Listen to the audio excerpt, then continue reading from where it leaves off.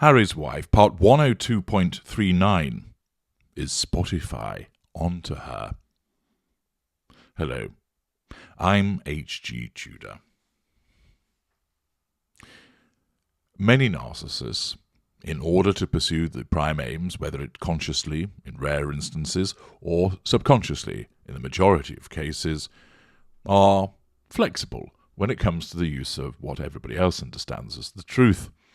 Short-term gain, at the cost of other people, is invariably behind the driving force of the narcissist.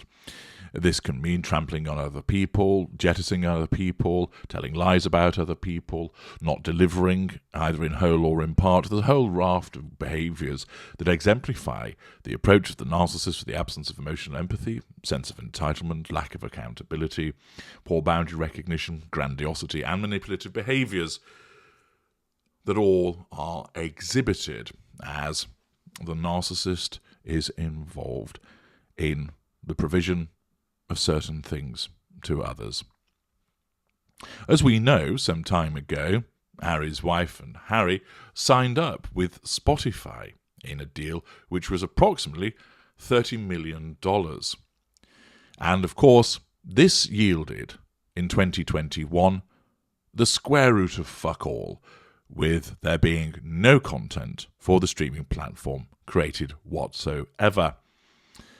The first piece of work that then came from the duo was a 35-minute long holiday special podcast featuring Elton John, Deepak Chopra, Tyler Perry, James Corden, arsehole, and others, basically rolling out a few mates. Spotify, of course, was somewhat concerned about this dilatory approach to content provision and then hired a raft of in-house talent to ensure that something would have been provided to make sure that the Sussexes honoured their contract. And therefore, in 2021, Archwell Audio hired podcast producer Rebecca Sananas in order to push forward the material. 11 companies and a trust were added to the pair's media empire since April 2020, including the audio and visual production arms Archwell Audio and Archwell Productions, all of which are stationed in Delaware, a renowned tax haven. The companies have so far been used to hold trademarks, IP, and develop work through them. Following this, there was a hiatus.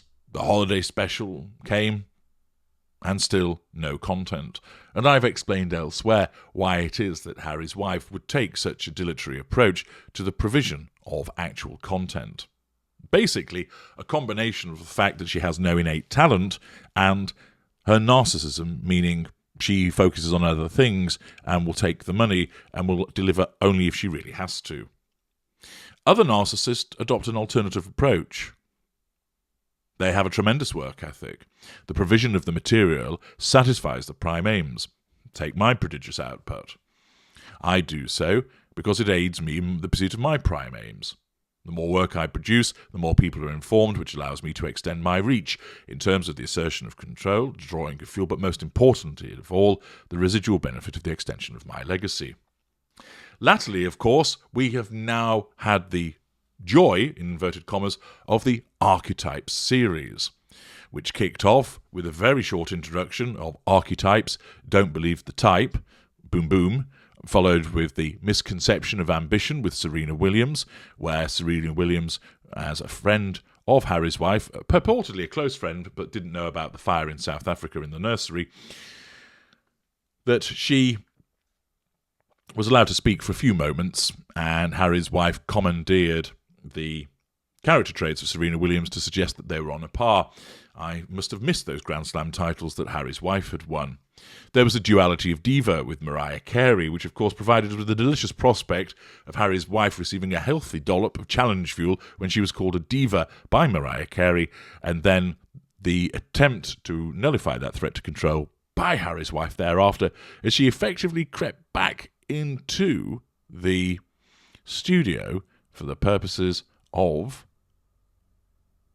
talking about being called a diva and how her supposed crush on Mariah Carey might have been affected by that. There was then the stigma of the singleton with Mindy Kaling, and as we know, following the hiatus caused by the death of Her Majesty Queen Elizabeth II, we then were subjected to the demystification of Dragon Lady with Margaret Cho and Lisa Ling, amongst which we had the most likely fabricated recollections about eating noodles and going to a Korean spa with Ma Ragland. So that's what's been provided so far. But news, of course, arose of the existence of a fact-checker. Now, some may have thought that this was timely action by Harry's wife to perhaps nullify threats to control posed by people saying, wait a second, the warehouse of porky pies is open for business. You're telling yet more of them. However, of course, what it might be is that Harry's wife has a fact-checker for appearance's sake to basically say, fact-checker, you do what I say, and where the fact-checker tries to point out, Harry's wife, that didn't actually happen, Harry's wife would respond with, are you sure about that? Would you like to remain in employment or not? And basically, they are there as a stooge. That fact-checker is there to reaffirm Harry's wife's revised histories and to say, yes, it's all fact-checked and it all checks out. So there are those that think that the fact-checker may well have been employed by Harry's wife as an extension of her own need to assert control, to head off those suggestions that she tells porky pies and revises history by saying, I don't. What utter nonsense. I have a fact-checker. See? However, it comes to mind that the fact-checker may well actually have been put in place not by Harry's wife, but by Spotify. I suspect that Spotify have started to realise that they've chucked $30 million or part thereof towards a complete lemon. They've now realised that in effect all they were doing was signing up a name, and they knew that to an extent, but they at least imagined that there would be some degree of decent content and popularity associated with it, and despite their best attempts to suggest that it was the number one podcast, which nobody believes, unless you're stupid, the fact is that they're now seeing that people only listen to it to take the piss out of it. Everybody else avoids trying to listen to it and just waits for some brave soul to allow their ears to bleed to listen to it and then report on it, such as people in the Times or other newspaper writers, and then for YouTubers to comment about it. But the bulk of people say, I don't want to give her any satisfaction of knowing that she's got a listen from me. I'll let somebody else do it, and then I'll chortle the nonsense when it's reported on thereafter. The fact is, Spotify looks at what it's purchased and found that in 2021 they had purchased the square root of fuck all. They then got a holiday podcast which had taken place, I think at the end of 2020, but that was that. And latterly, archetypes, which of course she means stereotypes, and once again shows she doesn't understand the meaning of certain words, that is being roundly panned in critical press pieces. Not gratuitously so, but simply based upon the banality of the material and the fact that time and time again it's the Harry's wife show. But also, more dangerously for Spotify, is the fact that it would appear that porky pies are being told. And that's not a good look for Spotify. Indeed, with someone who champions herself as fighting the cause of misinformation, but unsurprisingly engages in herself, evidencing the narcissistic trait of hypocrisy, Spotify, keen to protect its own brand, I suspect has hired a fact-checker to ensure that it can cover its own arse with regard to what's being put out by Harry's wife, to ensure that there's no comeback against them. I see this as a device whereby they've looked at it and thought she's produced very little.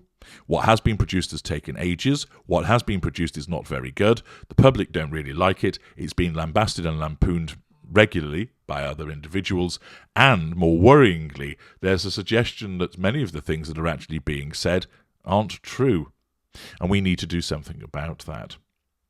So in this instance, it's actually Spotify, to my mind, that is utilising the fact-checker. Now, this, of course, is a threat to Harry's wife's control. The fact that they are trying to put in place something which says to her, we're a bit concerned about some of the things that you might be saying, and we want to ensure that everything is squeaky clean, thank you very much, so we're going to have a fact-checker put in place. That will be viewed through Harry's wife's narcissistic lens as a threat to control, and she won't like it. Of course, as we know, all of the episodes have already been recorded, but there may be some hasty going through them and editing them, particularly as has been done with regard to the death of Queen Elizabeth. But also, this fact checker may now be parachuted in to say, take a look at what else is in there and make sure we're not made to look stupid. That, of course, will lead to sections being cut out and probably more musical interludes being inserted into what Harry's wife has created. Whether it'll stop the lampoonery is unlikely, because, of course, the Duchess of Industrial Beige will just continue to talk about herself and undoubtedly will attempt to purloin the character traits of other individuals. But she faces a threat to control, and this has been done by Spotify to protect itself. I'm H.G. Tudor. Thank you for listening.